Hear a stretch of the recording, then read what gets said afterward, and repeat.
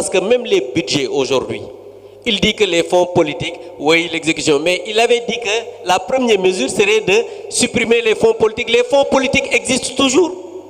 Le budget de la présidence a quitté 72 milliards pour aller à 204 milliards. Le budget de la primature a quitté 25 milliards pour aller à 31 milliards et aujourd'hui à 30 milliards. Donc, augmentation de 5 milliards. Le budget de l'Assemblée nationale, 20 milliards quand le président Mame Diop était là-bas. Heureusement qu'il est là à mes côtés. Aujourd'hui, c'est 22 milliards. Après avoir quitté 24 milliards parce qu'il y a l'argent des véhicules. Mais où est la rationalisation? Où est la diminution du train de vie de l'État? Non, Ousmane Sonko et son gouvernement préfèrent presser encore les populations à travers une loi qu'on a votée au mois d'octobre pour taxer les Sénégalais qui ont pratiquement tout perdu.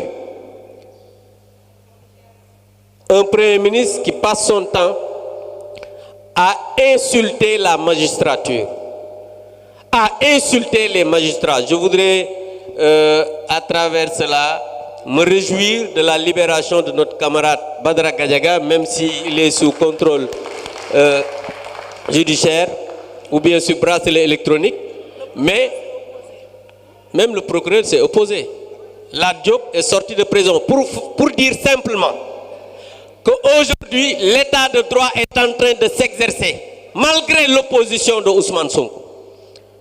Parce que Ousmane Sonko veut installer une dictature dans ce pays, mais nous avons une justice debout et des magistrats debout. Vous l'avez entendu dire qu'il va prendre les magistrats qui vont faire le job.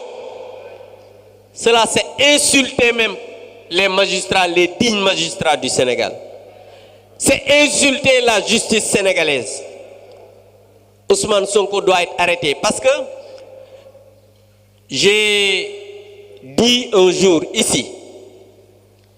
que s'il y a quelqu'un qui doit être poursuivi pour ces jeunes qui sont morts, c'est bien Ousmane Sonko qui a appelé au Mortal Kombat. Ousmane Sonko a appelé au Mortal Kombat. Il a dit Koudé Sandé Djurat. Et on l'a dit dans le texte, nous sommes fiers d'avoir fait face à des brigands, des voyous, des ingénieurs du chaos qui ont voulu mettre fin à ce pays. Et le président Macky Sall, en toute responsabilité avec son gouvernement, et les forces de défense et de sécurité que nous félicitons, ont fait face à ces ingénieurs du chaos. S'ils ne l'avaient pas fait, aujourd'hui, on n'aurait pas encore un pays qui s'appelle le Sénégal. Et ils se permettent de prendre l'argent du contribuable et de donner ça à des soi-disant ex-détenus, sans aucune décision de justice. C'est inacceptable et scandaleux. Mais en tout cas, nous, à l'Assemblée nationale, on va exiger que cet argent-là nous soit restitué parce qu'on ne sait pas dans quelles conditions ils l'ont dépensé. Donc, pour dire simplement que nous avons un Premier ministre qui est malade, un Premier ministre qui a un problème psychologique avec la vérité, un Premier ministre qui ne comprend pas l'État, un Premier ministre qui n'est pas informé, bref, un Premier ministre qui ne mérite pas sa place, qui a un boubou plus long, plus gros, je ne sais pas, il est large que ce qu'il doit avoir. Donc vraiment, malheureusement, on a un homme comme ça, à la tête du gouvernement, qui a un problème avec tout le monde, mais enfin, il a un problème avec lui-même. Pour nous rek wax ne ñun li nga xam ne moo ñu fi dajale tey mooy waxtaan ci yu doy waar yi nga xam ne Ousmane Sonko wax na ko ndax ñun bu ñuy am dégg-dégg muy wax dañuy gis nit koo xam ne dafa feebar nit koo xam ne dafa am problème président Mame wax na ko léegi ak dëkk ndax premier ministre normalement ci réew mu mel ne Sénégal war naa mën a am information ci li nga xam ne ay nit ñi sax xam nañ ko ñu ne Pape Malick benn cabinet d'expertise privé moom moo ko épinglé ci benn rapport moom mu ne rapport Prodac moo ko épinglé parce que moom dafa am problème ci bopp bi mooy rapport Prodac moo tax nekkul candidat te mënul nekk candidat 2029 parce que loolu coow li yëpp loolu moo ko indi xam nga Ousmane dafa war a xam ne suñu borom mooy fal ñun suñu yoon nekkul ci digganteem ak Diomaye parce que ñoom ñëpp a yam c'est qu'il faut que les gens comprennent que ñun nekkuñu fi di défendre Diomaye wala keneen ñun Diomaye mook Ousmane Sonko ñoo yam c'est parce que Diomaye moo nekk président de la République ñuy wax ne la République ñun Alliance pour la République dañu war a défendre la République dañu war a défendre les institutions le président de la République suñ naan dafa war a jël ses responsabilités c'est par rapport à la République du Sénégal mais Diomaye ak Ousmane ñoom ñëpp ci pot loolu parce que pourquoi je le dis non lu tax ma koy wax parce que souvent nit ñi dañ naan woy yéen da ngeen a yàkkamti seen déglu leen ma ñaar ñi ñu séparé wu ñu xuloo ñun suñu yoon nekkul ci seen xuloo parce que seen xuloo